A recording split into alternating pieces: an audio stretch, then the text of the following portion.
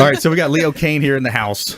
We got Louise Harris. So I thought we might talk a little bit about marketing.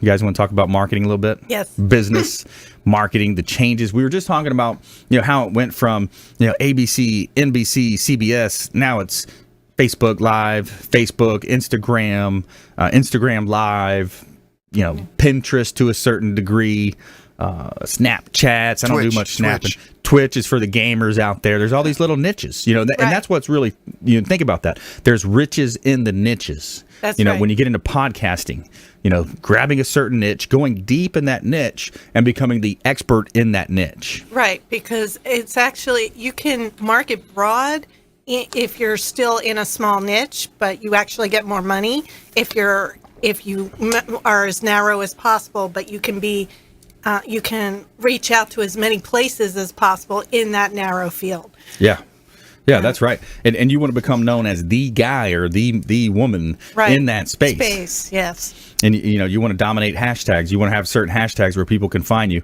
I think there's confusion around the hashtag space too when it comes to certain platforms.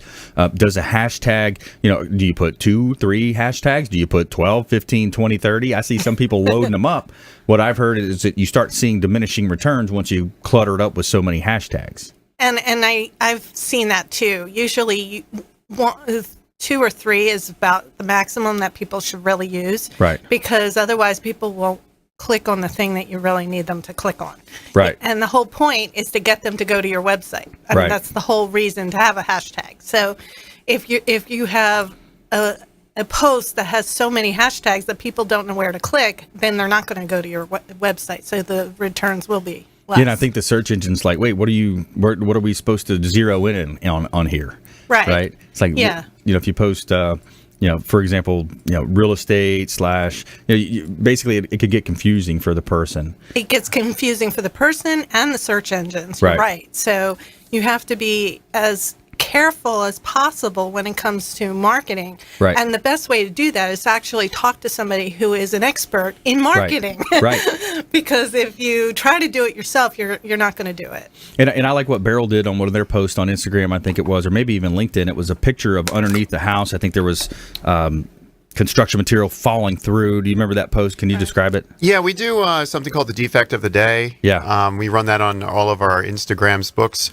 And what we do is we just want to educate the populace out there about these are common defects that we find in houses, and these are pretty bad stuff. Sometimes they're minor maintenance, but a lot of times it's just drastic defects like roofs caving in, crawl spaces being eaten out, live termite action, stuff like that, just to build momentum. Just stay top of mind, build momentum. That's it. Yeah, top of mind. And that brings up the other point is, how often do you post? Are you flooding the market? Are you posting enough? I like Grant Cardone's philosophy on it. He says, "Hey, I'm going to beat it up. I'm going to do it as much as I can. I don't care. And if you don't like me, don't follow me." It actually depends on the site. Yeah. Because on LinkedIn, you don't want to post more than once a week. Yeah. And once a week? Yeah. Once a week. And on Facebook, Tuesday, Wednesday, and Thursday are your best days to post on Facebook. So interesting. Yeah, so it really depends. Each site has its own rules and its own guidelines, so it really depends on which site you're using and how often. Yeah. Twitter, you want to post 4 times a day on Twitter. Twitter's faster pace, yeah. I just read Gary Vaynerchuk's book, Crushing It. It's interesting. I say read. I don't really read much books, or many more books. I listen to them. I like to listen to the audiobooks as I'm running around. So it's great. He goes through all the different platforms. He talks about Musical.ly. My daughter is, heavy into Musical.ly. But he says, hey, that age demographic, at some point, they're going to be buying homes. They're going to be going into the buying pool when they turn 18, 21, 25, whatever number that is. So really, as a marketer, you want to understand each platform, and each platform is going to have a specific language to talk to in a different type of style that you're going to deliver your content to. And that brings up a point about words matter, because if you're using the wrong messages, you're also going to have the wrong... for example, his picture was the perfect message for what he does. Yeah. And for a real estate agent, you would post things like how the rates are going, or how whether there's more houses or less houses. Inventory levels. Right. Things like that people want to know. Yeah. I like the idea too of down payment assistance. What's available, kind of being that not whistleblower, but carrying that flag and just leading the path and saying, hey, if you're looking to buy, here's a down payment program for your specific area. Here's the requirements, or at least sending the link to that information. Right, and that works too for you because you're real estate, but you also work with mortgage brokers and you work with home inspectors, and so posting things that are sort of like a referral would actually benefit you as well. Right. So it depends on what you post, when you post, and what site you're using. Yeah. I say top of mind. Stay top of mind. If you just joined us, Brandon Rhymes here, Consumer Quarterback Show. Leo Kane in the house. Beryl Engineering. Louise Harris, Last Research and Editing here on the Consumer Quarterback Show. And talking about marketing, talking about business in general, kind of opening up to conversation. What are you guys seeing out there? What's kind of topical right now this time of year? Here we are in the spring. We're going into summer. Spring's 6 past. weeks till summer. Yeah, here comes the heat. We got the heat coming.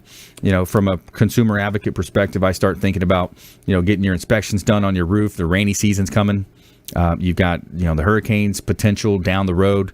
Let's get prepared for those. Let's tighten it up. Let me go to Leo here. What are some things homeowners can do to prepare for what we're about to come into? Speaking of hurricanes, I'm very excited this year. Hurricane B this year is Beryl. Cool. Really? Yes. Like they already have the name ready? Yeah, they have. Well, they 5 years. It's a 6-year cycle. They already have the names. Every other year will be boy or girl for a given letter, unless that storm is retired, and then they have replacement names. But this is the year of Beryl. Wow. Which historically has been a pretty weak storm. Interesting. But Bonnie got retired. There were 1965 and 1967 were both years they retired the B-letter storm. So hopefully here's to getting a retirement for Beryl this year in the hurricane season. Well, we don't want any hard storms. We want the light ones. We want the little. Okay, to retire a storm, it has to be really devastating. That's what I was saying. Okay, I want people to be talking about Beryl, and then we'll get the marketing and the overflow. He's going people with be PR. Googling the Beryl and Googling ocean, and our logo is a turtle, and it's going to give us a bunch of publicity. Yeah, we want it on that cusp, right? Just right below the cat, whatever. Let's make it small. I would love it to hit be like a Category 5 massive storm barreling towards something and then doing what they all do and turn away. Yeah, and then turn around. Because it'll get talked about in the news for a couple of weeks. There you go. And that would be awesome for Beryl. Is it the same spelling? Yes, same exact spelling. Wow, interesting. Okay, so get ready with your press release. Get ready for your blog. Not all barrels are bad, right? It actually would be a good thing to tie his business to a hurricane. Because we do hurricane inspections. So, it would tie together. Beryl Engineering.